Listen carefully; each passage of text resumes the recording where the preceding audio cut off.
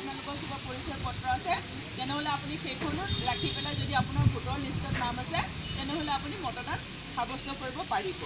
মই এগৰাকী ভাৰতীয় নাগৰিক হিচাপে গণতন্ত্ৰত বিশ্বাসী হৈ ইয়াৰ দ্বাৰা সংকল্পবদ্ধ হৈছোঁ যে মই মোৰ দেশৰ গণতান্ত্ৰিক ঐতিহ্য আৰু মুক্ত নিকা আৰু শান্তিপূৰ্ণ নিৰ্বাচনৰ মৰ্যাদা অক্ষুণ্ণ ৰাখি বিবেকেৰে ভোটদান কৰিম। মই কথা দিছোঁ যে মই এইবেলি নিৰ্বাচনত সততাৰে নিৰ্ভীকভাৱে আৰু আৰ্থিক অথবা অনুচিত প্ৰলোভনৰ দ্বাৰা প্ৰভাৱিত নোহোৱাকৈ মতদান কৰিম। আজিকালি বহুত স্বাস্থ্য কিবা কিবি ওলাইছে নহয়, তাৰ আপোনালোকৰ যদি কাৰ্ড আছে তেনেহ'লে কৰিব পাৰিব। ফটো সন্মিলিত পেঞ্চন কাৰ্ড, সাংসদ বিধায়ক বিধান পৰিষদৰ সদস্যসকলে প্ৰদান কৰা চৰকাৰী পৰিচয় পত্ৰ। আপোনালোকৰ যদি সাংসদ কোনোবাই যদি কিবা তেনেকুৱা পৰিচয় পত্ৰ দিছে তেনেহ'লে আপুনি সেয়া দিও আপোনাৰ মত সাব্যস্ত কৰিব পাৰিব।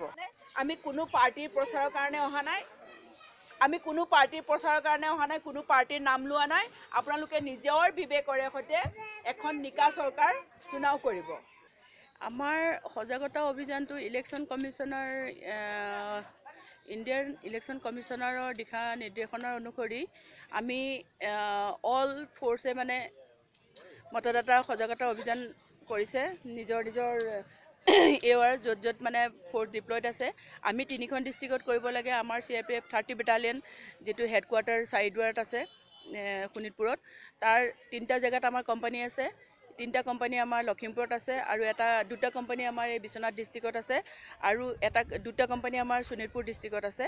আমি তেনেকৈ সামৰি লৈছোঁ। আমি প্ৰায় বৰ্তমানলৈকে 4-5খন গাঁৱত আমি মতদাতাৰ জাগৰূকতা অভিযান কৰিছোঁ আৰু আমি লক্ষ্য লৈছোঁ যে আমাৰ এৱাৰৰ ভিতৰত যিমানখিনি এৰিয়া আছে আমি সেইখিনি গাঁৱে ভূঞে গৈ পেলাই আমি মতদাতাক জাগৰূকতা প্ৰগ্ৰামত অংশগ্ৰহণ কৰাম আৰু আমি তেওঁলোকক ভাৰত চৰকাৰৰ নিৰ্দেশনা অনুযায়ী ইলেকশ্যন কমিশ্যনৰ নিৰ্দেশনা অনুযায়ী যি শপত আহিছে আমি শপত গ্ৰহণ কৰাম।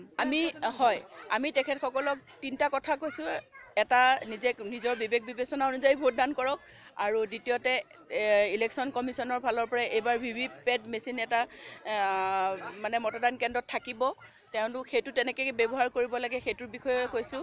আৰু যদি কিবা কাৰণত যদি তেওঁলোকৰ মতদান কাৰ্ড যদি নাই, মানে ভোটাৰ ID যদি তেওঁলোকৰ নাই, তেনে ইয়াত 11খন মানে পৰিচয় পত্ৰৰ ভিতৰত যিকোনো এখন পৰিচয় পত্ৰ লৈ গৈ পেলাই তেখেতে মতদান কৰিব পাৰিব।